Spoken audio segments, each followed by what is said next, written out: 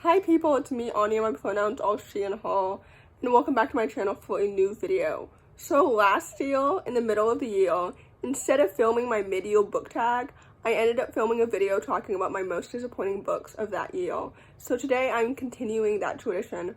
However, I might still film my mid-year book tag, but I don't know yet. My year so far in terms of reading, and frankly everything else, in 2025 has been so much more fruitful than it was in 2024. So anyway, without any further ado, these are my worst books of the year so far. The most disappointing books that I've read this year. Some of these books have higher ratings than others, but basically this video is about how and why they each disappointed me. So this video does in fact contain spoilers. So without any further ado, the first book on this list is called Oathbound. For those who don't know, this book is a YA urban fantasy sequel to Legendborn and Bloodmarked, and it's the third book out of this Legendborn quartet. I believe there are 4 books in this series, and I heard, and I'm not sure if this is completely accurate or not, but I heard that Tracy originally planned to write a trilogy, and that much is evident when I read this book, knowing that this book was supposed to be the ending, but then she decided to write another book. And don't get me wrong, I'm going to finish this series and read book 4, but basically, frankly, I didn't like this book as much as the first 2 books, because first of all, I hate the amnesia trope. The idea that Bhuiyan lost all of her memories and forgot, like, the emotional connection to all these different people in her life. Like, I hated that. Second of all, I wanted Cell to have more screen time, even though I've known from the very beginning of this series that Bhuiyan and Nick are probably going to be endgame over Bhuiyan and Cell, just because, like, Nick is the golden boy, Cell is the bad boy. In my long history of reading, historically, the main character ends up with the golden boy over the bad boy. So I knew that my hopes of her and Cell being endgame were hopeless. But anyway, there's that. I didn't much care for any of the other perspectives in this book, especially like William's and everything, and I felt like William's romance also came out of nowhere, even though personally I completely forgot that he was even queer. But that's on me.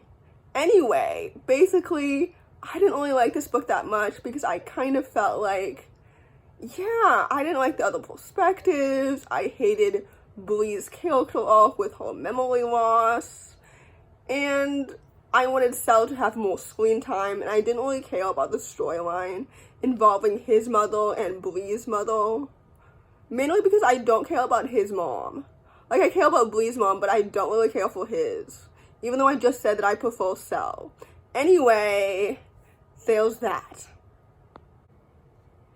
The next book on this list is called Needy Little Things. This story is a YA contemporary fantasy, if I'm not mistaken, and it follows a young black main character who can heal people's needs, like, telepathically.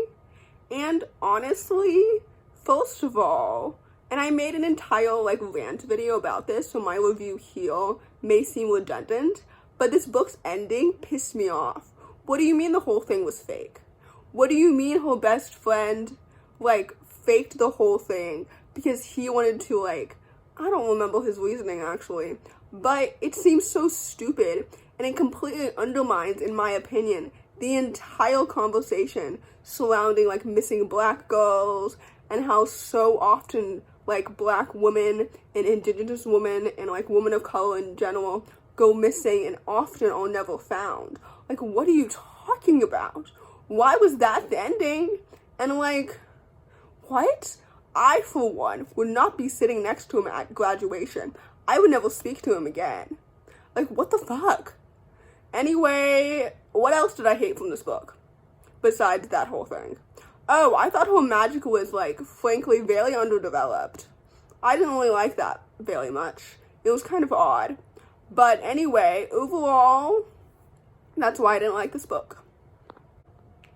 The next book on this list is indeed Sunrise on the Leaping, which is the latest Hunger Games book, and it's the prequel to the original trilogy, and it follows Haymitch Abernathy, who becomes the mentor of Katniss and Peeta from the original trilogy, and I was so excited to read this book.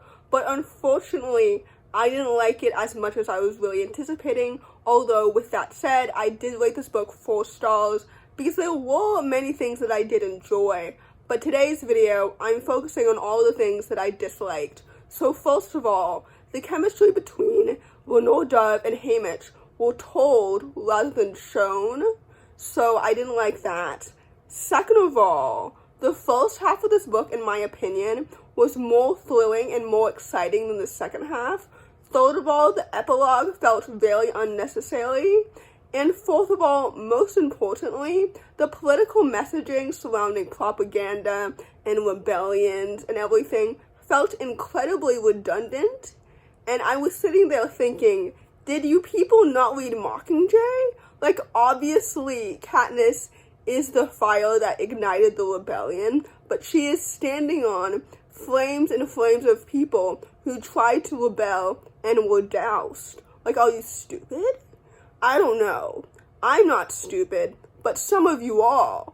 Anyway, all that to say, I just felt like this book was not very good, and I just didn't enjoy how it was written, and like the political messaging just felt so on the nose and just so obvious. Why is Cecil Flickerman telling Haymitch in public that he should rebel against the system? Why is he telling him that in public? The political messaging in Mockingjay and in Catching Fire and in the Hunger Games just felt overall way more subtle, and I felt like in this book it was written as if you didn't understand the original books, which I did. So anyway, overall, the more I think about this book, the more it annoys me. Although, with that said, obviously I'll be watching the movie, and I think that they're going to downplay the violence that was in this book, in the movie, to keep a PG-13 rating. So anyway, all that to say, that's why I didn't like this book. The next book on this list is called Pride or Die. I think this book is a YA contemporary following a queer main character who's trying to clear her name, or else she'll risk losing, like, the queer club at her school or something.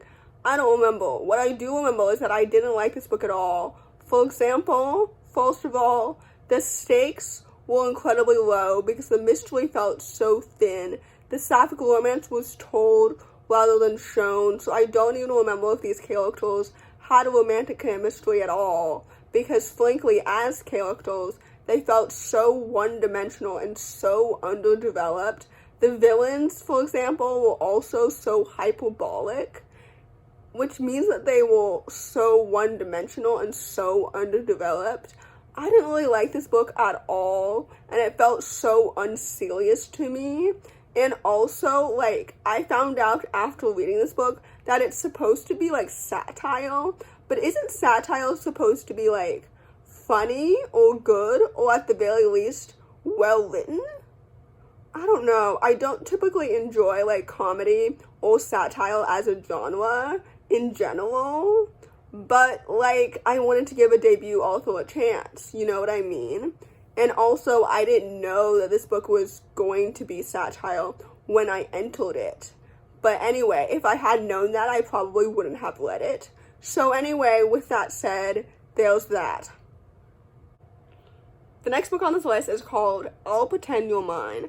I read this book maybe last week, and I talked about it in my last video. So again, I apologize if my review is rather redundant. But this book is a YA contemporary following a teen pop star who recently let go of her abusive parents as her managers, and now she's entering into a PR stunt where she's fake dating an actor, I think. Anyway, I didn't like this book because it felt very underdeveloped and so much telling instead of showing, and also, I hate in books where there are multiple time jumps. Like, some stuff would happen, and then she would jump 2 months later. And then that would happen over, like, the course of a year. And like, there was so much stuff, I'm sure, happening, quote unquote, behind the scenes in those 2 months or so that they constantly skipped over. And I felt like that was so unnecessary and weird. Like, she would just summarize what happened in the past 2 months, and I wish that that was shown to us. And like, I don't understand why it just kept happening throughout the book. So, I don't know. Anyway, the romance felt very underdeveloped as well because of that, probably. And also the emotional fallout of all of these very important conversations surrounding like being queer in the music industry, being a person of color in the acting industry, and stuff like that were told to us after the fact rather than shown. So I felt like the impact of that wasn't as impactful as it could have been. So that felt annoying as well. So anyway, I rated this book 3 stars, so take that as you will. The next book on this list, or rather the last book on this list, but certainly not the least, because I think I disliked some other books on this list more. But anyway, it's Amelia If Only. This story is a YA contemporary following a bisexual main character who asks her favorite celebrity out to prom. Yes, that's what she did. And she goes on a road trip to like meet him or something. But then it turns out that like he's the cousin of her friend's girlfriend, which I know is supposed to like humanize him or something like that because he's like this big celebrity YouTuber. But I felt like Walter was a much bigger character in this story than I was really expecting. Especially since at the end of the book, he's dating one of her best friends. Like, what? Anyway, so yeah, I didn't love that. Speaking of the conversation surrounding like fandom culture and how fans can be incredibly invasive, I felt like Amelia didn't think that she was one of those fans, and she's definitely not one of the extreme fans, but she asked Walter to prom. Like, what are you doing? Speaking of the actual sapphic romance in this book, I felt like it was told rather than shown to us, so I didn't really think that they actually had much romantic chemistry, honestly. And this book was mostly disappointing because Imogen obviously was like so much better in terms of like everything. Anyway, overall, I didn't really like this book very much, so there's that. So in conclusion, these are the books that have disappointed me the most so far in 2025. I'm not sure if I'm going to film another Worst Books of the Year at the end of this year, but anyway, I hope that you enjoyed this video, and if you did, please don't hesitate to give it a big thumbs up. Comment down below the sunflower emoji if you made it all the way to the end of the video. Thanks for watching, subscribe to my channel if you're new, and I'll see you in my next video. Bye!